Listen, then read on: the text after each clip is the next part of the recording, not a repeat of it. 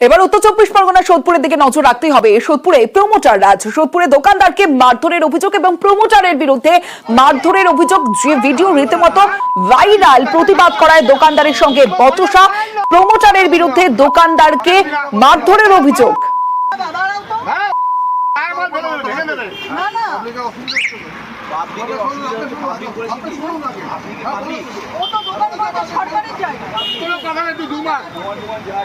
Promoter আমাকে মিথ্যা আশ্বাস দিল, বললো যে ভাই দোকানটা খুলে দে, তুই আমার সঙ্গে সহযোগিতা কর, আমি তোর সঙ্গে সহযোগিতা করবো। বলে 1 তারিখ তুই দোকানটা খুলে দে, 3 তারিখ আমার ভিত পূজা হবে, ওইটা তোমাকে পার্মানেন্ট সলিউশন করে দেবো। 1 তারিখ আমি দোকান খুলে দিলাম, ডে টু ডে করতে করতে 15 আগস্ট পার হয়ে যায়, আমি 16 তারিখ যাই।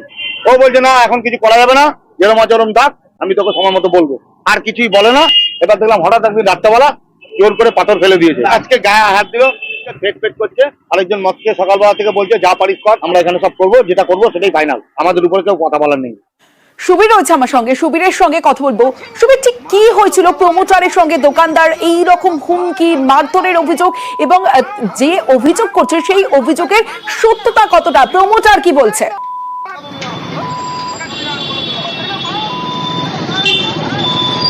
দেখো, তোমাকে জানিয়ে রাখি, ঘোলা থানার অন্তর্গত পানিহাটি পৌরসভার 32 নম্বর ওয়ার্ড চণ্ডীতলা এলাকা, সেখানে দীর্ঘদিন ধরে রাস্তার ধারে দোকান হোটেল চালায় ভোলা মজুমদার নামে একজন দোকানদার, এবং সেই দোকান চালিয়ে কিন্তু তার সংসার চালান।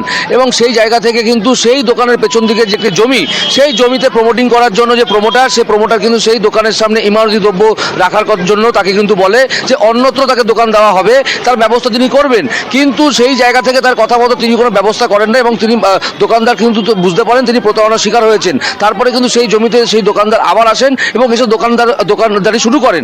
আজকে সকালবেলা প্রমোটার এবং তার দলবল যারা রয়েছেন তারা কিন্তু সেই দোকানে আসেন এবং তার উপরে চড়াও হয়, এবং তাকে সেখান থেকে জোর জবরদস্তি কিন্তু বের করার জন্য তাকে বলা হয়, এবং সে তার প্রতিবাদ করলে তাকে ধাক্কা দেওয়া হয়, তাকে মারধর করে দোকান থেকে বের করে দেওয়া হয়। সেই ছবি ধরা পড়েছে আমাদের ক্যামেরায়, এবং আমরা যখন খবর পেয়ে ঘটনাস্থলে যাই, সেই সময় যে অভিযুক্ত যে ব্যক্তি, সে কিন্তু আমাদের ক্যামেরা বন্ধ করার হুমকি দেয়। পাশাপাশি যখন আমরা বলি যে আপনি কি বলবেন, আপনার নামে অভিযোগ, তখন কিন্তু সে বলে ক্যামেরা যতক্ষণ বন্ধ না করবেন ততক্ষণ কোনো কথা বলা যাবে না, এবং এই বলে তিনি ঘটনাস্থল থেকে কিন্তু পালিয়ে চলে যান। সেই ছবি কিন্তু আমাদের ক্যামেরায় ধরা পড়েছে।